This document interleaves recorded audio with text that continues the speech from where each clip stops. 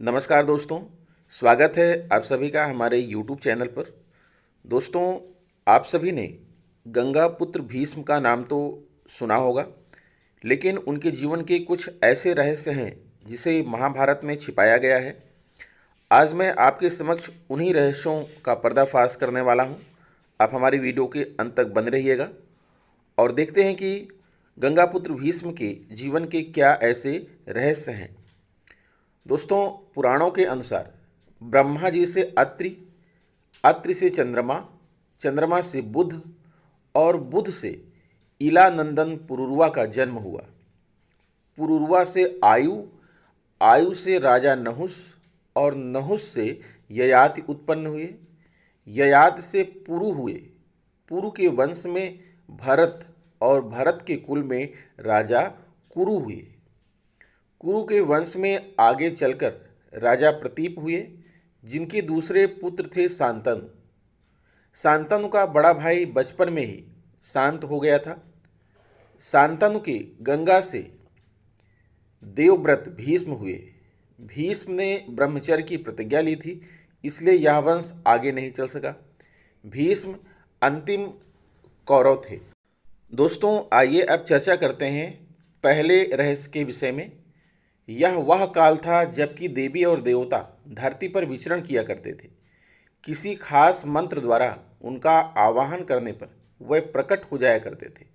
देवताओं में इंद्र, वरुण, 2 अश्वनी कुमार, 8 वसुगण, 12 आदित्यगण, 11 रुद्र, सूर्य, मित्र, पूषण, विष्णु, ब्रह्मा, शिव, सती, सरस्वती, लक्ष्मी, उषा, अपानपात, सविता, त्रिप, विंविश्वत, 49 मरुद्रण, पर्जन्य, वायु, माता ऋष्विन, त्रिप, आप्त, अज, एकपाद, आप, अहित, बूर्धन, यम, पितृ, मृत्यु, श्रद्धा, सचि, दिति, अदिति, कश्यप, विश्वकर्मा, गायत्री, सावित्री, आत्मा, बृहस्पति, शुक्राचार्य आदि। इन्हीं देवताओं के कुल में से एक माँ गंगा भी हैं। गंगा ने क्यों किया शांतनु से विवाह? पुत्र की कामना से शांतनु के पिता महाराजा प्रतीप ने गंगा के किनारे तपस्या कर रहे थे। उनके तप, रूप और सौंदर्य पर मोहित होकर गंगा उनकी दाहिनी जंघा पर आकर बैठ गई और कहने लगी, राजन, मैं आपसे विवाह करना चाहती हूँ। मैं जाहनु ऋषि की पुत्री गंगा हूँ। इस पर राजा प्रतीप ने कहा, गंगे, तुम मेरी दाहिनी जंघा पर बैठी हो, जबकि पत्नी को तो वामांगी होना चाहिए। दाहिनी जंघा तो पुत्र का प्रतीक है, अतः मैं तुम्हें अपने पुत्र वधू के रूप में स्वीकार कर सकता हूँ। यह सुनकर गंगा वहाँ से चली गई। जब महाराजा प्रतीप को पुत्र की प्राप्ति हुई तो उन्होंने उसका नाम शांतनु रखा और इसी शांतनु से गंगा का विवाह हुआ। गंगा से उन्हें 8 पुत्र मिले, जिसमें से 7 को गंगा नदी में बहा दिया गया और 8वें पुत्र को पाला पोसा। उनके 8वें पुत्र का नाम देवव्रत था और यह देवव्रत ही आगे चलकर भीष्म कहलाया। अब बात करते हैं दूसरे रहस्य की। शांतनु ने अपने पिता प्रतीप की आज्ञा से गंगा के पास जाकर उनसे विवाह करने के लिए निवेदन किया था। गंगा तो शांतनु के पिता पर आसक्त हुई थी। तब गंगा ने कहा, राजन, मैं आपके साथ विवाह करने के लिए तैयार हूँ, लेकिन आपको वचन देना होगा कि आप मेरे किसी भी कार्य में हस्तक्षेप नहीं करेंगे। शांतनु ने गंगा को वचन देकर विवाह कर लिया। गंगा के गर्भ से महाराज शांतनु को 8 पुत्र हुए, जिनमें से 7 को गंगा ने गंगा नदी में ले जाकर बहा दिया। वचन के बंधे होने के कारण शांतनु कुछ नहीं बोल पाए। जब गंगा का 8वां पुत्र हुआ और वह उसे भी नदी में बहाने के लिए ले जाने लगे तो राजा शांतनु से रहा नहीं गया और उन्होंने इस कार्य को करने से गंगा को रोक दिया। गंगा ने कहा, राजन, आपने अपनी प्रतिज्ञा भंग कर दी है, इसलिए अब मैं आपके पास नहीं रह सकती। इतना कहकर गंगा वहाँ से अंतर्ध्यान हो गई। महाराजा शांतनु ने अपने उस पुत्र को पाला पोसा और उसका नाम देवव्रत रखा। देवव्रत के किशोरावस्था में होने पर उसे हस्तिनापुर का युवराज घोषित कर दिया। यही देवव्रत आगे चलकर भीष्म कहलाए। तीसरा रहस्य, एक बार द्यू नामक वसु ने वशिष्ठ ऋषि की कामधेनु का हरण कर लिया। इससे वशिष्ठ ऋषि ने द्यू से कहा कि ऐसा काम तो मनुष्य करते हैं, इसलिए तुम 8वां वसु मनुष्य हो जाओ। यह सुनकर वसुओं ने घबराकर वशिष्ठ जी की प्रार्थना की तो उन्होंने कहा, अन्य वसु तो वर्ष का अंत होने पर मेरे हिसाब से छुटकारा पा जाएंगे, लेकिन इस द्यू को अपनी करने का फल भोगने के लिए एक जन्म तक मनुष्य बनकर पीड़ा भोगनी होगी। यह सुनकर वसुओं ने गंगा जी के पास जाकर उन्हें वशिष्ठ जी के शाप को विस्तार से बताया और यह प्रार्थना की कि आप मृत्युलोक में अवतार लेकर हमें गर्भ में धारण करें और ज्यों ही हम जन्म लें हमें पानी में डुबो दें। इस तरह हम जल्दी से सभी मुक्त हो जाएंगे। गंगा माता ने स्वीकार कर लिया और वह युक्तिपूर्वक शांतनु राजा की पत्नी बन गई और शांतनु से वचन भी ले लिया। शांतनु से गंगा के गर्भ में पहले जो 7 पुत्र हुए थे उन्हें उत्पन्न होते ही गंगा जी ने पानी में डुबो दिया, जिससे 7 वसु तो मुक्त हो गए, लेकिन 8वें में शांतनु ने गंगा को रोककर इसका कारण जानना चाहा। गंगा जी ने राजा की बात मानकर वसुओं को वशिष्ठ के शाप का सब हाल कह सुनाया। राजा ने उस 8वें पुत्र को डुबाने नहीं दिया और इस वचन भंगता के कारण गंगा 8वें पुत्र को सौंप कर अंतर्ध्यान हो गई। यही बालक द्यू नामक वसु था, अर्थात भीष्म। चौथा रहस्य। एक दिन देवव्रत के पिता शांतनु यमुना के तट पर घूम रहे थे कि उन्हें नदी में नाव चलाते हुए एक सुंदर कन्या नजर आई। शांतनु उस कन्या पर मुग्ध हो गए। महाराजा ने उसके पास जाकर उससे पूछा, हे देवी, तुम कौन हो? उसने कहा, महाराजा, मेरा नाम सत्यवती है और मैं निषाद कन्या हूँ। महाराजा उसके रूप यौवन पर रीझकर उसके पिता के पास पहुँचे और सत्यवती के साथ अपने विवाह का प्रस्ताव किया। इस पर धीवर ने कहा, राजन, मुझे अपनी कन्या का विवाह आपके साथ करने में कोई आपत्ति नहीं है, किंतु मैं चाहता हूं कि मेरी कन्या के गर्भ से उत्पन्न पुत्र को ही आप अपने राज्य का उत्तराधिकारी बनाएं, तो ही यह विवाह संभव हो पाएगा। निषाद के इन वचनों को सुनकर महाराज शांतनु चुपचाप हस्तिनापुर लौट आए और मन ही मन इस दुख से घुटने लगे। सत्यवती के वियोग में महाराज व्याकुल रहने लगे और उनका शरीर भी दुर्बल होने लगा। महाराज की इस दशा को देखकर देवव्रत को चिंता हुई। जब उन्हें मंत्रियों द्वारा पिता की इस प्रकार की दशा होने का कारण पता चला तो वे निषाद के घर जा पहुँचे और उन्होंने निषाद से कहा, हे निषाद, आप सहर्ष अपनी पुत्री सत्यवती का विवाह मेरे पिता शांतनु के साथ कर दें। मैं आपको वचन देता हूँ कि आपकी पुत्री के गर्भ से जो बालक जन्म लेगा वही राज्य का उत्तराधिकारी होगा। कालांतर में मेरी कोई संतान आपकी पुत्री के संतान का अधिकार छीन न पाए, इस कारण से मैं प्रतिज्ञा करता हूँ कि मैं आजन्म अविवाहित रहूँगा। उनकी इस प्रतिज्ञा को सुनकर निषाद ने हाथ जोड़कर कहा, हे देवव्रत, आपकी यह प्रतिज्ञा अभूतपूर्व है। इतना कहकर निषाद ने तत्काल अपनी पुत्री सत्यवती को देवव्रत तथा उनके मंत्रियों के साथ हस्तिनापुर भेज दिया। अगला 5वां रहस्य है। देवव्रत जब निषाद कन्या सत्यवती को लाकर अपने पिता शांतनु को सौंपते हैं तो शांतनु की खुशी का ठिकाना नहीं रहता।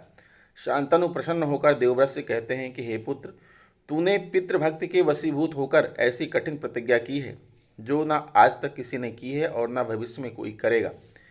तेरी इस पितृभक्ति से प्रसन्न होकर मैं तुझे वरदान देता हूँ कि तेरी मृत्यु तेरी इच्छा से ही होगी। तेरी इस प्रकार की प्रतिज्ञा करने के कारण तू भीष्म कहलाएगा और तेरी प्रतिज्ञा भीष्म प्रतिज्ञा के नाम से सदैव प्रख्यात रहेगी। छठा रहस्य। सत्यवती के गर्भ से महाराज शांतनु को चित्रांगद और विचित्रवीर नाम के 2 पुत्र हुए। शांतनु की मृत्यु के बाद चित्रांगद राजा बनाए गए, किंतु गंधर्वों के साथ युद्ध में उनकी मृत्यु हो गई तथा विचित्रवीर बालक ही थे। फिर भी भीष्म विचित्रवीर को सिंहासन पर बैठाकर खुद राजकाज देखने लगे। विचित्रवीर के युवा होने पर भीष्म ने बलपूर्वक काशीराज की 3 पुत्रियों का हरण कर लिया और वे उसका विवाह विचित्रवीर से करना चाहते थे, क्योंकि भीष्म चाहते थे कि किसी भी तरह अपने पिता शांतनु का कुल बढ़े। लेकिन बाद में बड़ी राजकुमारी अंबा को छोड़ दिया गया, क्योंकि वह साल्वराज को चाहती थी। अन्य दोनों अंबालिका और अंबिका का विवाह विचित्रवीर के साथ कर दिया, लेकिन विचित्रवीर को दोनों से कोई संतानें नहीं हुई और वह भी चल बसा। एक बार फिर गद्दी खाली हो गई। सत्यवती शांतनु का वंश तो डूब गया और गंगा शांतनु के वंश ने ब्रह्मचर्य की प्रतिज्ञा ले ली थी। अब हस्तिनापुर की राजगद्दी फिर से खाली हो गई।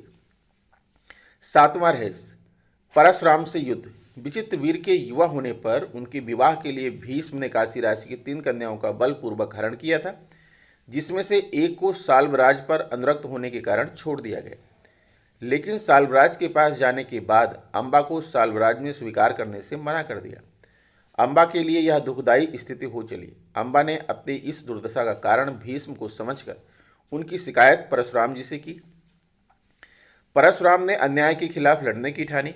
परशुराम ने भीष्म से कहा कि तुमने अम्बा का बलपूर्वक अपहरण किया है, अतः अब तुम्हें इससे विवाह करना होगा, अन्यथा मुझसे युद्ध के लिए तैयार हो जाओ।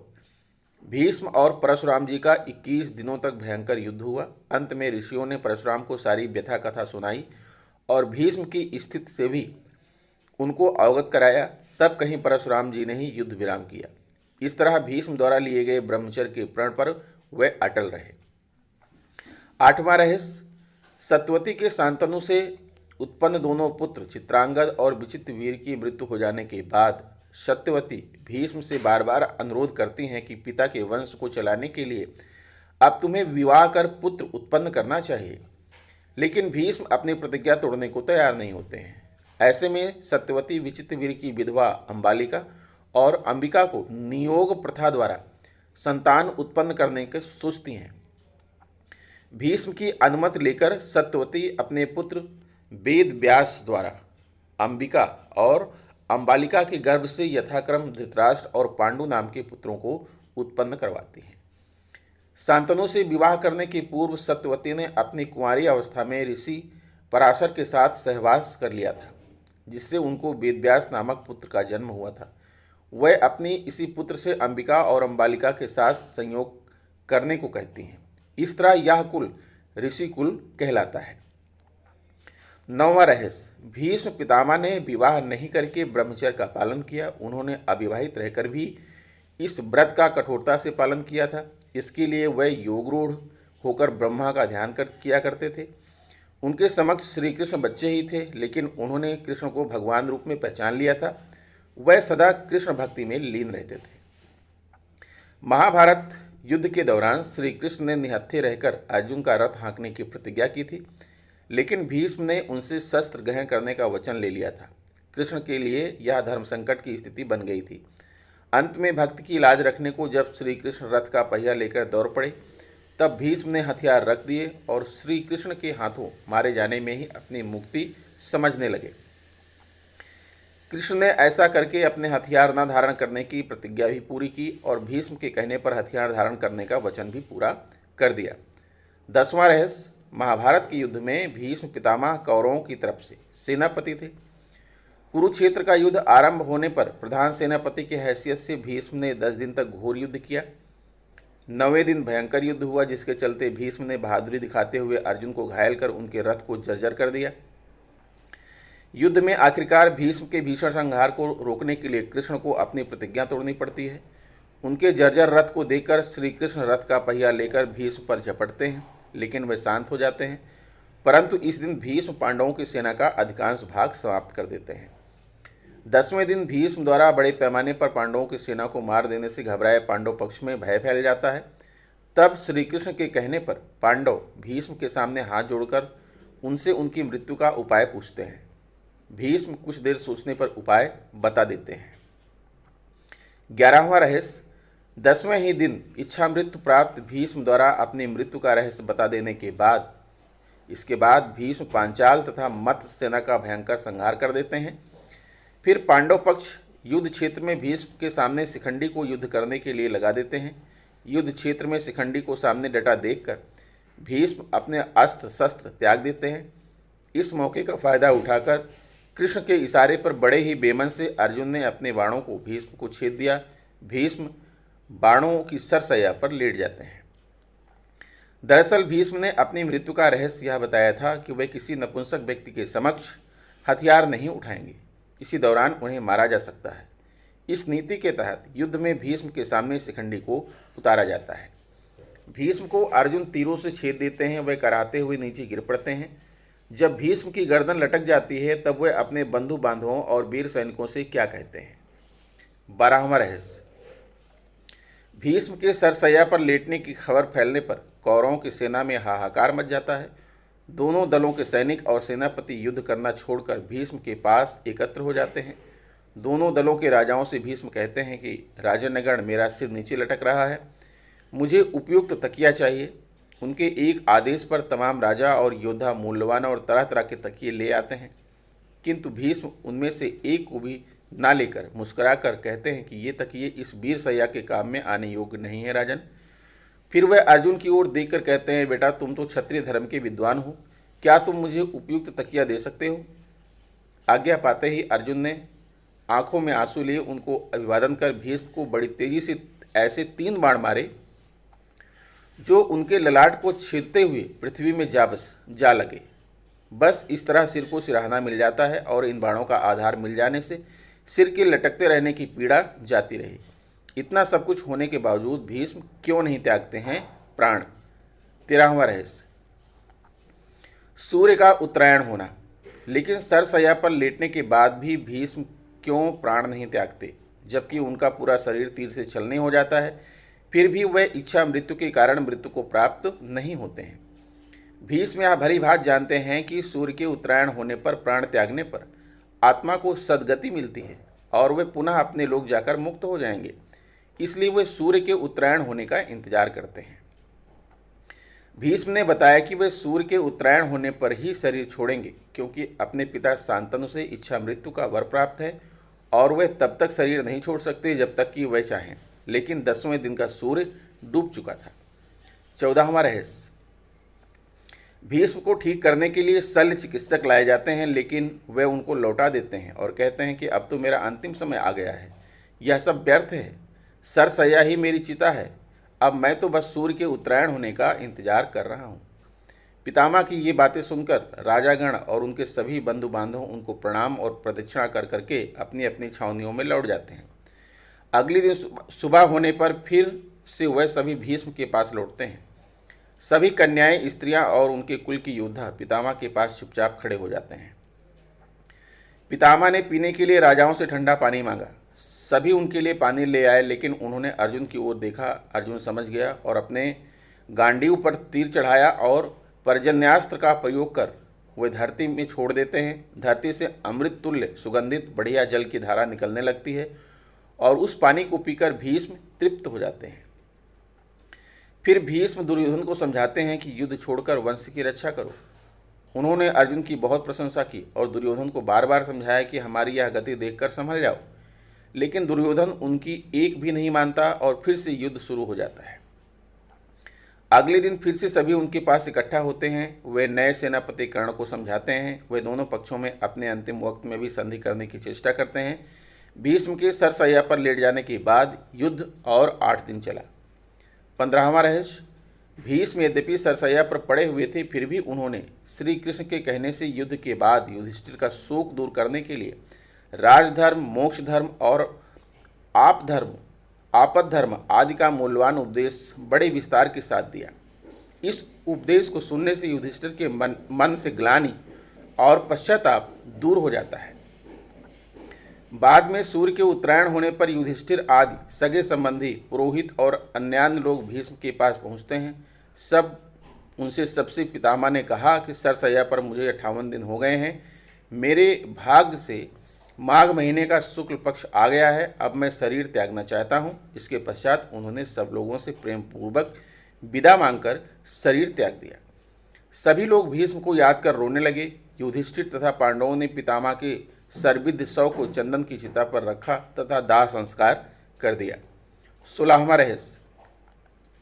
भीष्म सामान्य व्यक्ति नहीं थे, वह मनुष्य रूप में देवता वसु थे। उन्होंने ब्रह्मचर्य का कड़ा पालन करके योग विद्या द्वारा अपने शरीर को पुण्य कर लिया था। दूसरा, उनको इच्छा मृत्यु का वरदान भी प्राप्त था। इस युद्ध के समय अर्जुन 55 वर्ष, कृष्ण 83 वर्ष, भीष्म 150 वर्ष के थे। उस काल में 200 वर्ष की उम्र का होना सामान्य बात थी। बौद्धों के काल तक भी भारतीयों की सामान्य उम्र 150 वर्ष हुआ करती थी। इसमें शुद्ध वायु, वातावरण और योग ध्यान का बड़ा योगदान था। भीष्म जब युवा थे तब कृष्ण और अर्जुन हुए भी नहीं थे। माना जाता है कि भीष्म ही युद्ध में सबसे अधिक उम्र के व्यक्ति थे। उन्हें राजनीति का ज़्यादा अनुभव होने के कारण वेद व्यास ने संपूर्ण महाभारत में भीष्म को राजनीति का केंद्र बनाकर राजनीति के बारे में उन्होंने जो भी कहा उसका प्राथमिकता से उल्लेख किया। तो दोस्तों, कैसे लगी हमारी यह वीडियो कमेंट बॉक्स में ज़रूर लिखिएगा। आशा करता हूँ वीडियो आपको अच्छी लगी होगी। अगर वीडियो अच्छी लगी है तो प्लीज़ हमारे चैनल को सब्सक्राइब करते हुए बेल आइकन को प्रेस कर दीजिएगा। मिलेंगे आपसे नेक्स्ट वीडियो में कुछ नई जानकारी लेकर। तब तक के लिए नमस्कार।